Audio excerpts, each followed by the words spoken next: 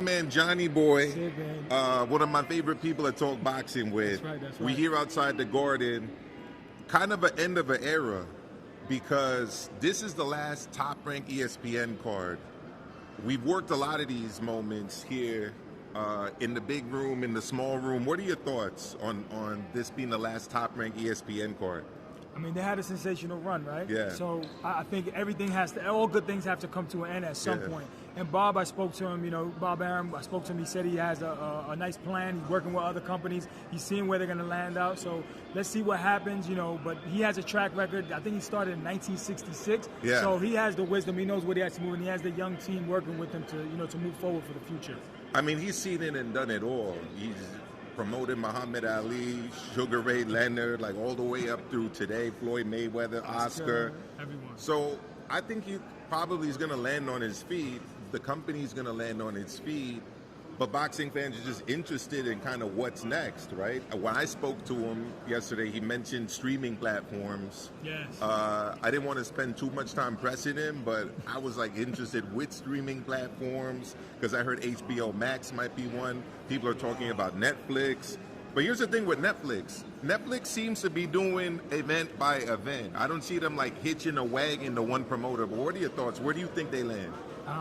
I think probably DAZN. They probably land with them, but who knows with Netflix. But like you said, they're not making a big commitment where they're doing a series like HBO or Showtime. So maybe it's just a one-off thing, and they just, they'll see how the numbers come in and everything, and then they can make a decision of what they're going to do. But Bob's a very wise old man. He's intelligent. And like I said before, his team, he has a bunch of young people working social media. They understand social media, so they're probably going to go to DAZN, in my opinion. I mean, if you have them on DAZN, at that point you got Queensbury, you got Matchroom. Everyone. Well, they got the Salida promotion stuff because you got Clarissa fighting. Is it tonight she's fighting or tomorrow? I'm confused. I know we're in New York, so we have this event and they have their event. But yeah, it's going to be interesting to see if DAZN can handle all of that on one platform, because then it's like you've got cards competing with cards. It's already pretty packed with the UK with Queensbury and Matchroom, right? So maybe they go every other weekend. I don't know, but ESPN's backing away. I don't know what's going to go on with the PBC, with the Prime deal. But it seems like someone major here in the United States has got to step in if we want to continue to see these big fights in the United States. Because if you look at the trajectory of stuff, at least for me, it's shifting. Fam, a lot of stuff is going to Riyadh, and I'm not one of the haters that have been out there complaining about it. Yeah, definitely.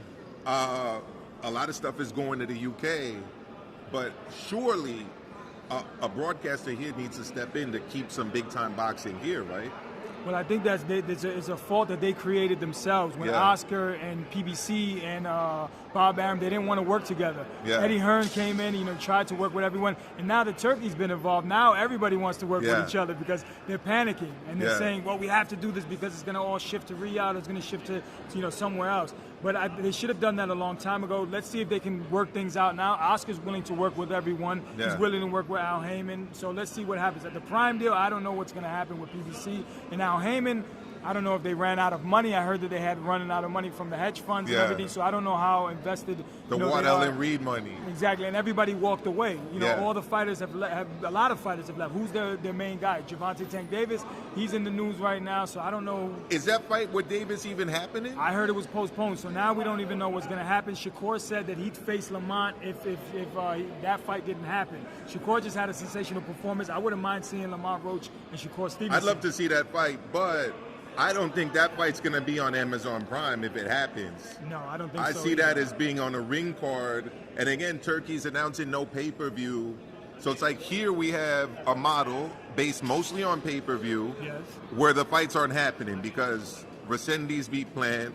So that fight with Charlo probably not happening on pay-per-view. Nope. Tank Roach, who knows what's happening there, right? It's tough because to me, the reason I really highly rated Top Rank Johnny is because they were on ESPN. It wasn't pay-per-view. People got to see the fights. I agree. For me, it's like we need that kind of outlet here in the United States for boxing to keep stuff moving. People might have complained about some of these cards. I wasn't one of them. Because we got to see prospects on the way up. Yes. We got to see Abdullah Mason grow. We got to see Shakur Stevenson grow. Yes. And in the mix, we also got to see Beterbiev. We also got to see Fury. We also got to see Terrence Crawford, all on ESPN. Absolutely. Right? And ESPN's walking away, so it's going to be interesting to see. It's only questions right now, right? Exactly. We don't know what the future is going to, what the future holds.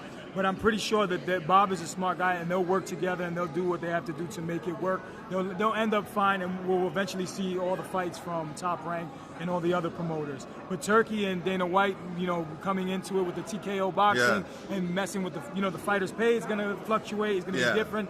I don't know. I don't know what to think about it. I'm going to say it. It's nothing new to people that watch my channel. I'm not a fan of Dana White. I'm not a fan of the UFC model. Yeah. I'm not a fan of the 85 to promoter, 15 to fighter revenue split. No way. I'm not I actually like the inverse of that, which is what we have in boxing, which is a 70-30 split. It's the fighters there that are generating the money. I understand there's a role for promoter. I understand the promoter has to be paid. Yes. But 85%, 80%, 82%, that's too much to me. I think that's extortion. I think that's like a gangster, like Don Vito. It's extreme predatory capitalism is how I refer to it. So I haven't had an opportunity to speak to you yet about a fight I was really excited about. And then the day of, I was kind of really nervous about Dubois because I was kind of pulling for him. Yes. But a couple things happened before the fight. Number one, he had this sit down with Usyk. Did you see it? When they were sitting at the table. He didn't want to talk about the past fight. Okay. He didn't want to address it, how the fight went, how the fight ended. They asked him what was going to happen. He said chaos. Chaos. Over and over again, chaos. I'm like, fam, no, it shouldn't be chaos. You got to have a plan going in there. Right? You got to know what you're doing. You have to approach this with strategy and with tactics, and you got to utilize the skills that you have. And honestly, from round one, when he started eating those right-hand jabs, I'm like, this fight ain't going in his favor at all. Because he said he didn't have a plan. The chaos. Yeah. I mean, it kind of reminded me of AJ's fight before the rematch, where people are like, oh, he just needs to stick it on him. He just needs to, press him. He just needs to, use his size. No. You need a plan. So you have to systematically break somebody down. Now, that's easy for me to say. Yeah. I would never be able to do it. Yeah. But chaos isn't a plan. No. Chaos leads to chaos. Exactly. And then there's the whole thing about the quote-unquote party or gathering before the fight. Did you hear about this? No, I didn't hear about that either. So apparently they had a gathering before the fight at his house. He apparently arrived to the venue way later than Usyk did. Just in time to get his hands wrapped or whatever.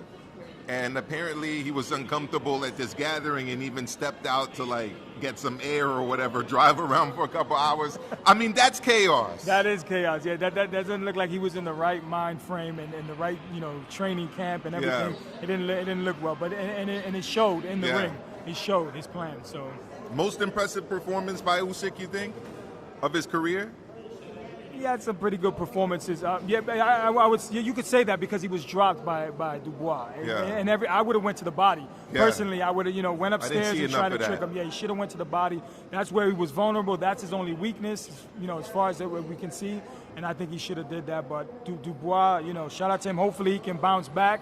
I don't know how he's gonna. You have to maybe get another new trainer and get a plan, like you said. So I saw you interviewing Tim Bradley. I don't know if you asked him about this. Yeah. I asked him about this. About who Usyk should fight next. He said Joseph Parker. He said Joseph Parker's earned the shot. I actually agree with that. Yes, I agree. A fight that a lot of people in the UK are talking about is Moses Itarma, who's fighting Dillian White. He's got to get past Dillian White. I'd like to see him fight maybe somebody else before that. Yeah. But I think Parker's deserved the shot. Beating Wilder, right? Yes. Beating Zhang, beating Bacoli, albeit on late notice. Should it be Parker next? I think it should be Parker, but I think Usyk is too skillful and he'll beat Parker. Parker has a lot of heart, and he's a pretty good fighter, but he's not on the level, and there's levels to this game. Yeah. Usyk is just beyond. I mean, they're comparing him to Ali. That's what happens when this era is not Ali's era. You understand? Where fighters, everyone fought everyone, 15-round fights. Yeah. Don't get me wrong. I think Usyk could compete with an older Muhammad Ali. Yeah. You know, like one that fought maybe Larry Holmes or Spinks. But the young Ali, I don't think so. I think he is the greatest. Well, I was telling somebody this on X. The heavyweight division of those times is actually like the cruiserweight division of today. Because they were like, in terms of the size of the guys. Yes. A lot of these guys were weighing in for heavyweight fights below 200 pounds. Yep. Plus, they had to do same-day weigh-ins. Different. Things are different. Right? Yeah. So you're looking at guys now who are like boiling down from like 220, 225 to get down to 200. Yeah. Sometimes probably even more than that. Yes. And, look at Martin, not Bacoli, Lawrence Acoli.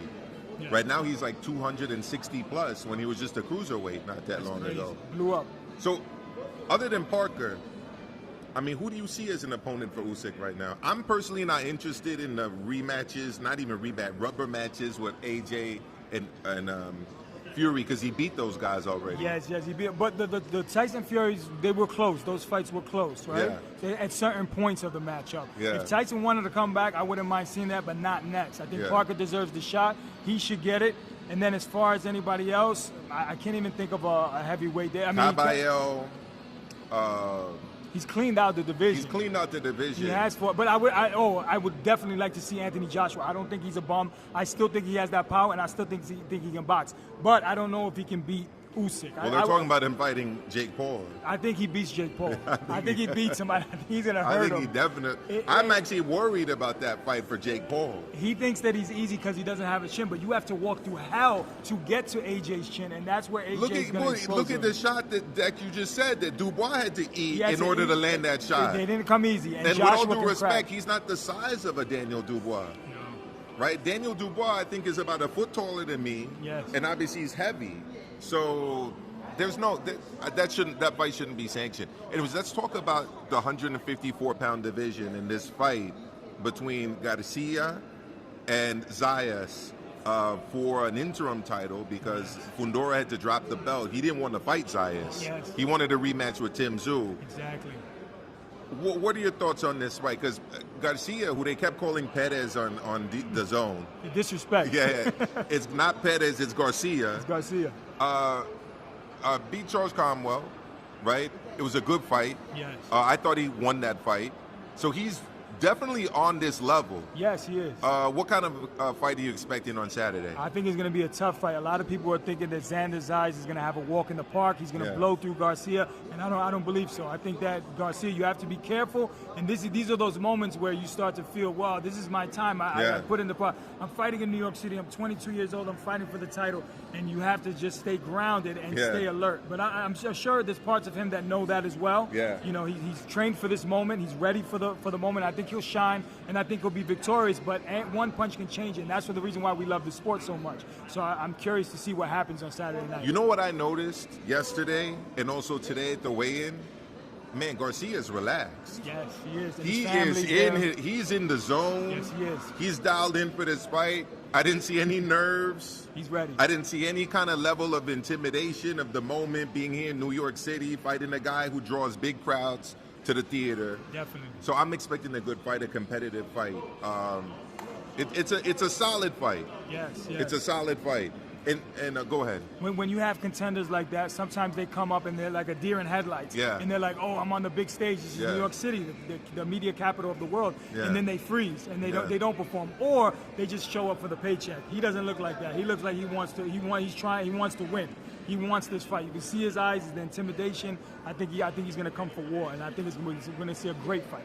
I hope so. And the Beast is taking on Shushu from Brooklyn. Yes. You're from Brooklyn. Shushu's from Brooklyn. Gotta rep Brooklyn. What are your thoughts on that matchup? The Brooklyn boys. You know, I was just interviewing Shushu's father, Bruce Carrington Sr. And just his mentality. He was telling me about fights that he had in elementary school, and he was a real quiet kid. but he was similar to Bruce Banner and the Incredible Hulk. Don't mess with him. You know, you wouldn't like me when I'm angry. Yeah. And he was a shy kid, and then all of a sudden, he'd just explode, and he'd knock out kids that were bigger than him. So he'd have to go to the principal's office, Bruce Sr., and tell him, you beat this kid, you beat this big guy. So a lot of people were shocked, and he just had that hunger in him. Yeah. And he comes from a fighting family. He has another brother named Blake, and he's a beast too. So I said Garcia was confident and calm. Yes. I saw Shushu at the presser, and even more so today at the weigh-in. That was intense. Yes, it looked like he wanted to start. He wanted to try to shove and push, and he wanted to get close. They had to separate them. So that's going to be a fireworks. That's going to be a good shootout. And the other guy, I don't remember his name. He's from Africa. Yeah, he's from Namibia. Yeah, Namibia. He's a tough kid. He's not intimidated. So that's what I like about him. I saw him when he was coming in. Spoke to him in his camp. They're ready for war. They're not just. He showed it. He's again. He doesn't seem intimidated by the moment. He's been rocking the Detroit shade since yesterday, right? Definitely. He's looking like Tony Harrison or Leonard Ellaby over there. He's ready for the moment. He's definitely ready wants for the to shine. moment. Remember, they suffer in their country. It's not like poverty in America. No. This is real poverty with no running water. They sleep on dirt floors, tin roofs. He's hungry. He's more hungry than a fighter that comes from the States. Yeah, absolutely. So what do you see for the 154-pound division returning to Xander? It's so exciting. I think he's going right into a Sebastian Fundora. I spoke to Bob Arum about it, and he says, he wants to get that title back. So if he was successful against Tim Tszyu, beat Tim Tszyu, and now Xander, if he's successful, they're going to unify. So that would be an incredible matchup. But I interviewed Xander as well, and I asked him, how do you slay the giant? It's like David and Goliath. How do you get past that reach? Because now he's using the reach. Xander had told me that he had eyesight problems, and that's why he was always fighting on the inside. But now it looks like he got LASIK surgery or something. Well, you ever see him when he's walking to the ring, he's following his dad on his shoulders, and his dad is kind of leading the way? Absolutely. You've seen that, right? But you saw him use that reach with Tim Tszyu in this rematch. I'm like, wait a minute, now is his vision back? So that's going to be a dangerous fighter, that 85-inch reach. I don't know if that's what it is, 6'7". So it's going to be difficult for Xander to get in the inside. You have to do body work. You have to chop him down like a tree. Yeah, he's got to use all kind of angles, feints, jab downstairs, open him up upstairs. Confuse him. Jab upstairs, dig to the body with the hook. Absolutely. So but it's a tall task. Literally, right? Literally. Last thing. Yeah. The next big card, I think, on the horizon is this fight card in Riyadh. We're at the press conference for it. Okay. Right? Bam fought and won. I thought it was a very good win. Bam Rodriguez. Yes, that was sensational. Right? Very impressive win against Cafu. He's going to be taking on Puma Martinez. I think that's a really good fight. Yes. How are you seeing things play out with those fights? We got Bam and Puma. Yeah. Right? I'm assuming you're favoring Bam. Yes, I don't think anybody beats Bam. I think he's a different beast. He's the most accurate fighter in boxing, actually. They were saying that his statistic numbers, more than Shakur. He's like, I think he was at 37%, and Shakur was at 35%. Oh, wow. So Bam is really connecting, and he doesn't waste punches. No. And when he hits you, you're going to feel those punches. So I'm a big fan of Bam, and I don't see anybody beating him. He's young, focused. He has a family. Those are the best fighters, the ones that have families and they go home at night. Yeah. The ones that are in the club, you know the type of fighters I'm talking about. Yeah, of course. Those are the fighters that, they're good, but they have so much talent, so they can do that in the early years. But then it starts to catch up to you, the drinking, the hanging out, the women, and you got to be focused in this game. And Bam is that fighter. I'm a big fan of Puma. He's an all-action guy. He beat Kazurioka twice, but I'm favoring Bam. So next one is that I wanted to ask you about. I'm assuming maybe I'm assuming wrong, that Abdullah Mason over Sam Noakes. I got Abdullah Mason. That's my favorite young fighter. I figured. I know, but I like him too, and I like him big in that fight. And I'm glad that he was dropped early in his career, because it didn't happen against a Javante Davis or Shakur Stevenson. It happened early, similar to Felix Trinidad and Oscar De La Hoya getting dropped in their careers early, getting off the canvas and then blowing the guy out. And that's what Abdullah Mason is. He's a fantastic, phenomenal fighter all around the board. He's going to gain that experience, and this will help him, and I think he'll be a champion. He's going to win. Next one moving up, again, Brian Norman Jr. defending his title against Devin Haney. I wanted to ask you about all of these fights last time I saw you, but we weren't able to do it. We'll do it here. Yeah. So, because it was a interesting fight week. We saw that scuffle. Yes. I don't know if you were there. I was at the hotel. I interviewed Brian right before the scuffle and his father. Then I leave and I was like, hey, what happened, guys? I came back and he's like, man, they started this problem. His father broke it down and told me what actually happened. But it was crazy. Yeah, I spoke to him too. The bodyguard was getting too involved. In my opinion. Yeah, I think that was wrong. Leave the fighters alone. Yeah, I think that was wrong. You want to move fans like that? They're getting too close. Move fans like that, but you can't move fighters like that. So don't put your hands on anyone unless they're like being a threat. Haney was being the aggressor, so there was no reason for that.